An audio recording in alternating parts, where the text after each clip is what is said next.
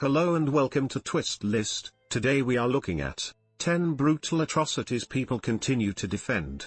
Human history is absurdly violent. Ever since our first ancestor clubbed a fellow caveman around the head and made off with his wife, we've devoted as much of our time as possible to killing, maiming and torturing each other. And worse, we continue to defend it as the right thing to do. At number 10 we have Pinochet's regime. Augusto Pinochet was one bad dude. After overthrowing Chile's elected government in a coup, he proceeded to set up one of the most feared regimes in Latin American history. Over the course of 15 years, his secret police engaged in an open campaign of mass rape, torture and disappearances. Special camps were set up deep in the Atacama Desert where inmates were electrocuted, beaten with chains and sexually assaulted. Thousands were executed, their remains ground down and buried in the sand. Nearly a quarter of a century later, their relatives are still looking for these fragments of bone. In short, Pinochet was a monster, and the people of the radical right are utterly enthralled by him. See, Pinochet's regime managed the double whammy of ousting a socialist government and introducing sweeping free market reform.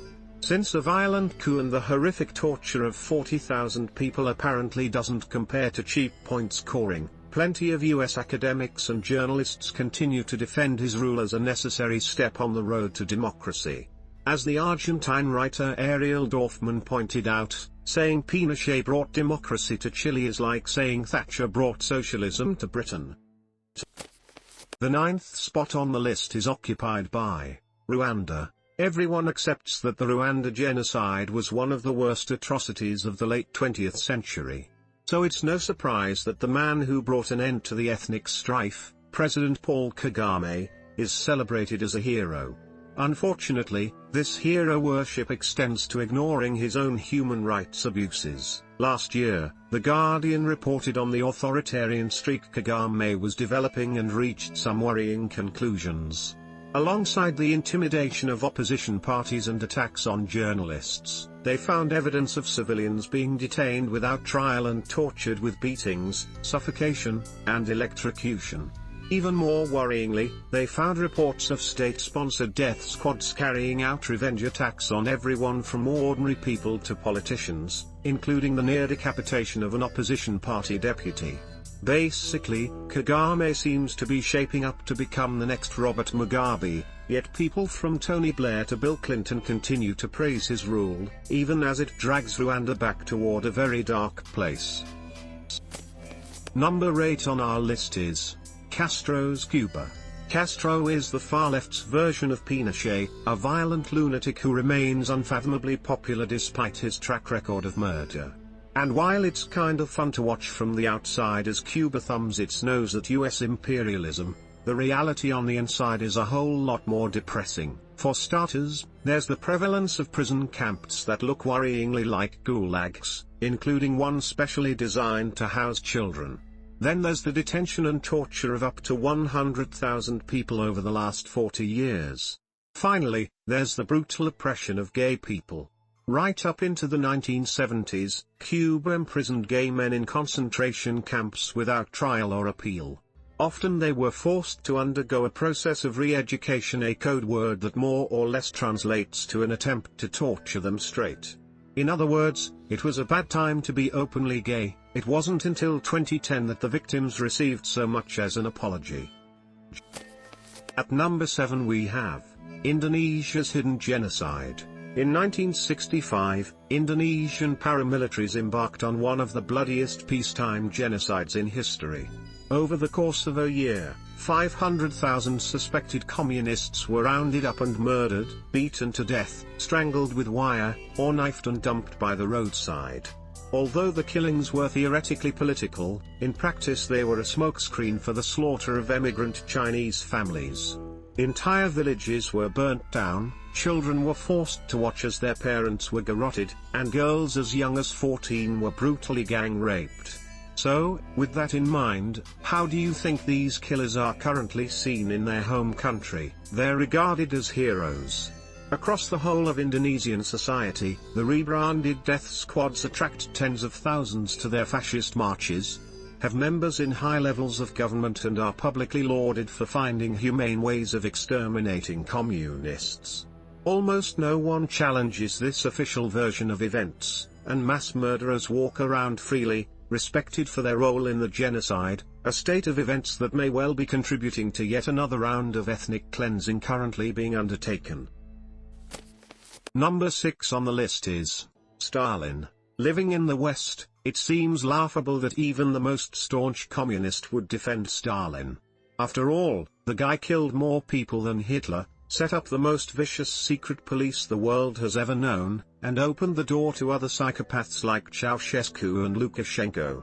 He also engineered the famine that left 3 million Ukrainians dead, so it can come as a surprise to learn that his most vigorous defenders are Ukrainian natives. In 2010, the Ukrainian city of Zaporizhia commissioned a new statue of Stalin for their town square. Read that again and let the true extent of its madness sink in. The people of a nation that Stalin expressly set out to eliminate honored his memory not by burning effigies of him, but by erecting statues. As insanity goes, that's right up there with renaming December 7th Emperor Hirohito Appreciation Day. But Ukraine's love affair with Stalin goes beyond statues to even using him to advertise utility companies. It sounds crazy, and that's because it totally is. The 5th spot on the list is occupied by the firebombing of Germany. By any sane measure, the firebombing of Germany was deeply immoral. For 3 years, the Allies rained incendiary death down on civilian targets, killing nearly 6 times as many people as the Hiroshima and Nagasaki bombings combined. Take the bombing of Dresden, aside from 1 or 2 industrial areas, the city contained almost no military targets. What it did contain was hundreds of thousands of refugees, thousands of whom suffocated in the attack. At Hamburg, 50,000 people were wiped out in one night, while other towns of no strategic value were completely annihilated. And you better believe it was brutal.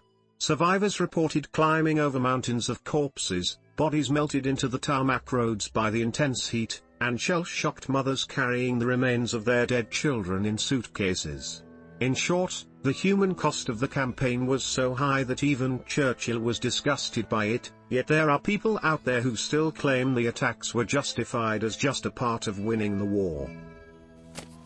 Number 4 on the list is the Armenian Genocide. In 1915, the Turkish army systematically rounded up and exterminated 1.5 million Armenians, using methods that would later find fame in the corridors of Auschwitz.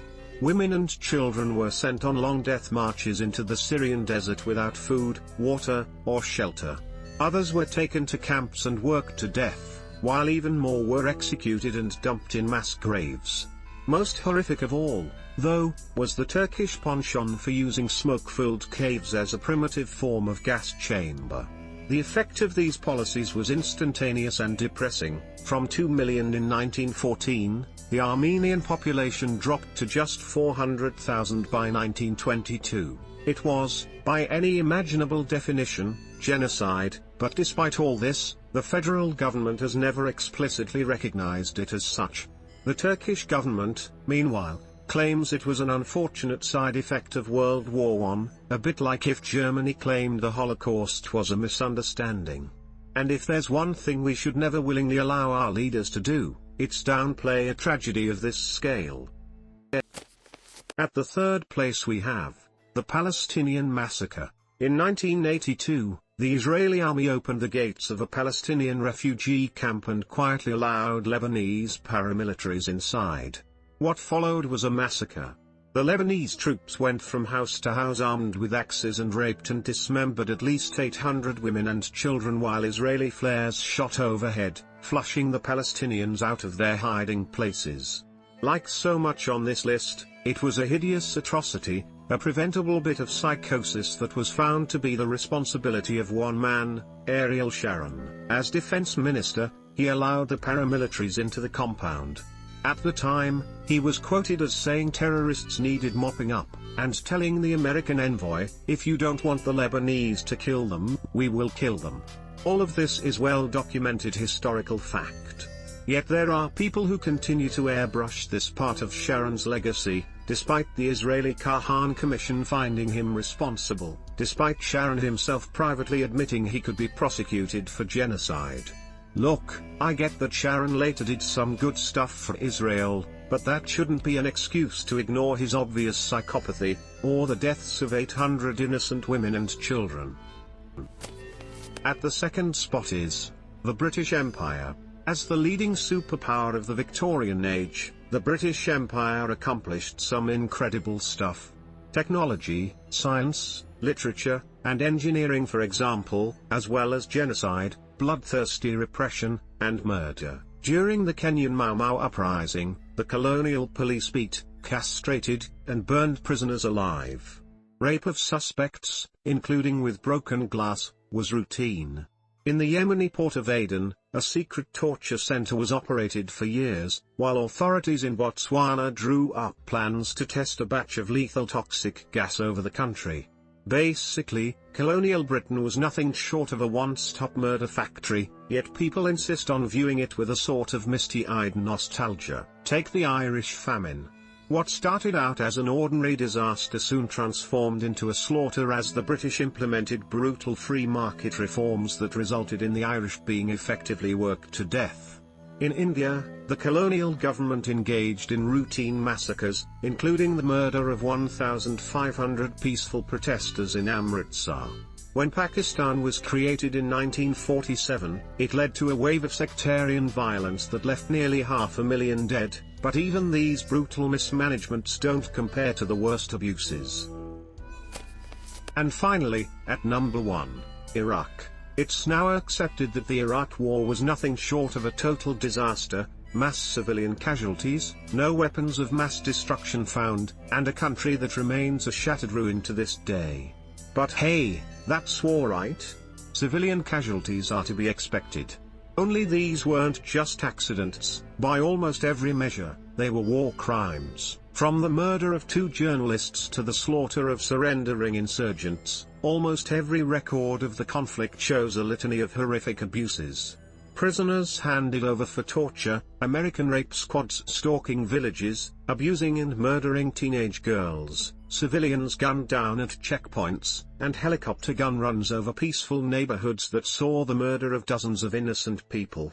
Almost none of these crimes have been accounted for, no apology given or compensation paid out.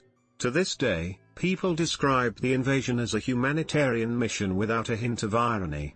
And now we're aggressively prosecuting the guy who brought all this to light. If that's our definition of humanitarian, we've got a heck of a long way to go. Thanks for watching. If you enjoyed this video and would like to see more, then please hit the subscribe button.